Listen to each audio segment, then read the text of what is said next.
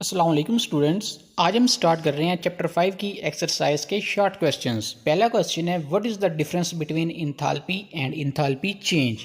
Enthalpy और enthalpy change में क्या फ़र्क है।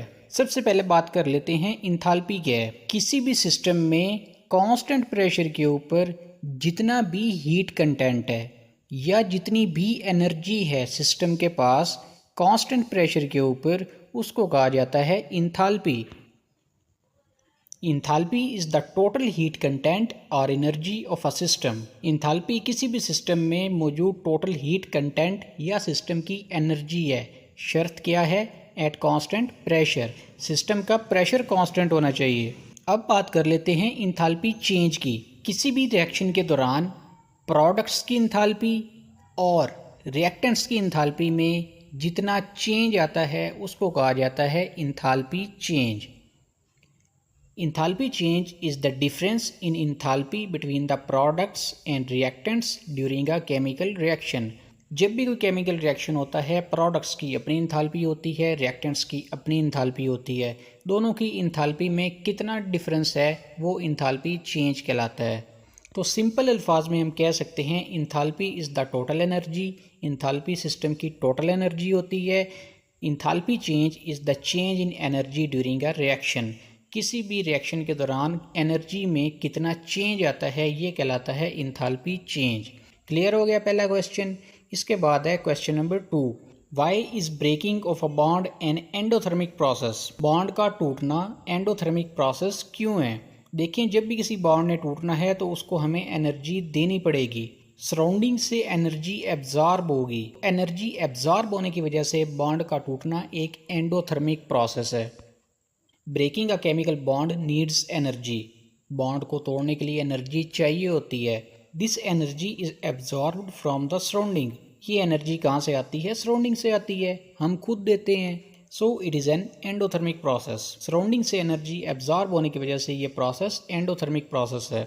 इसके बाद है question number 3। Depict the transition state for the following reaction. ये आपको नीचे एक रिएक्शन दिया गया जिसमें हाइड्रोजन और क्लोरीन मिलकर HCl बना रहे हैं। हमने इस HCl की ट्रांजिशन स्टेट ड्रा करनी है। देखिए, ये रिएक्टेंट्स हैं हाइड्रोजन और क्लोरीन। हाइड्रोजन के 2 एटम्स हैं, एक ये हो गया, दूसरा ये। इनके दरमियान बॉन्ड है। इसी तरह क्लोरीन के 2 एटम्स हैं और इनके दरमियान एक बॉन्ड है। जब ट्रांजिशन स्टेट आती है तो रिएक्टेंट्स के दरमियान बॉन्ड्स टूटना शुरू हो जाते हैं और प्रोडक्ट्स के बॉन्ड्स बनना शुरू हो जाते हैं। ये स्टेट कहलाती है ट्रांजिशन स्टेट। इसके बाद रिएक्टेंट्स के बॉन्ड्स मुकम्मल तौर पर टूट जाते हैं और प्रोडक्ट्स के दरमियान बॉन्ड्स मुकम्मल तौर पर बन जाते हैं। जब पहले वाले सारे बॉन्ड्स टूट जाएंगे, नए बॉन्ड्स कम्प्लीटली बन जाएंगे, तो हमारे पास प्रोडक्ट बन जाएगी 2 मॉलिक्यूल्स HCl के। In transition state old bonds are partially broken and new bonds are partially formed. जब ट्रांजिशन स्टेट आती है, पहले वाले बॉन्ड्स यानी कि रिएक्टेंट्स के बॉन्ड्स जुज़वी तौर पर टूट चुके होते हैं और प्रोडक्ट्स के बॉन्ड्स जुज़वी तौर पर बन चुके होते हैं। In this state the HH and ClCl bonds are weakening. इस स्टेट में क्या होता है, हाइड्रोजन के बॉन्ड्स और क्लोरीन के बॉन्ड्स वो वीक होना स्टार्ट हो जाते हैं and the HCl bonds are starting to form. जैसे जैसे वो बॉन्ड्स वीक होते जाएंगे वैसे वैसे प्रोडक्ट यानी कि HCl के दरमियान बॉन्ड्स बनना शुरू होते जाएंगे। क्लियर है ये क्वेश्चन भी। नेक्स्ट चलते हैं। Draw the reaction profiles for the 2 exothermic reactions one of which moves faster than the other. हमने 2 एक्सोथर्मिक रिएक्शंस शो करने हैं जिनमें से एक रिएक्शन तेज़ी से हो रहा है और दूसरा ज़रा आहिस्ता हो रहा है। तो ये डायग्राम आपकी बुक में भी दी गई है।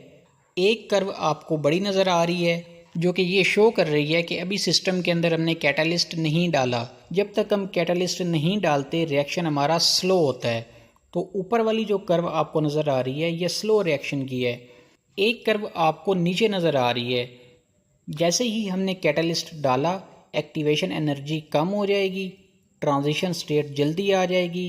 ट्रांजिशन स्टेट जल्दी आने की वजह से प्रोडक्ट हमारी जल्दी बन जाएगी। तो जो नीचे वाली कर्व है ये फास्ट रिएक्शन को शो कर रही है। तो ये एक ही ग्राफ के अंदर आपने दोनों रिएक्शंस शो कर देने हैं। नेक्स्ट क्वेश्चन है what is the role of glycogen in our body. हमारी बॉडी के अंदर ग्लाइकोजन का क्या रोल है? देखिए, ग्लाइकोजन बनती कैसे है। जब हमारी बॉडी के अंदर एक्स्ट्रा ग्लूकोज होती है तो वो ग्लाइकोजन की फॉर्म में स्टोर हो जाती है हमारे मसल्स के अंदर और हमारे जिगर के अंदर। जब भी हमें एनर्जी चाहिए होती है तो ये ग्लाइकोजन वापस ग्लूकोज के अंदर चेंज हो गए हमारे जिस्म को एनर्जी प्रोवाइड करती है। Glycogen is the stored form of glucose in our body.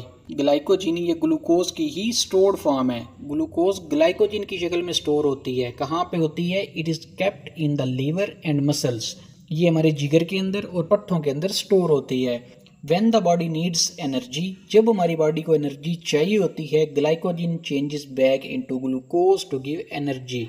यही ग्लाइकोजन वापस ग्लूकोज के अंदर कन्वर्ट होकर हमारे जिस्म को एनर्जी प्रोवाइड करती है। तो ये थे शॉर्ट क्वेश्चंस। नेक्स्ट इंशाल्लाह हम कंस्ट्रक्टेड रेस्पॉन्स क्वेश्चंस देखेंगे। कोई कन्फ्यूजन है तो कमेंट्स का दरवाज़ा आपके लिए खुला है, जब दिल चाहे पूछ सकते हैं। लाइक शेयर कमेंट आपकी मर्जी है, करना हो तो कर दीजिएगा।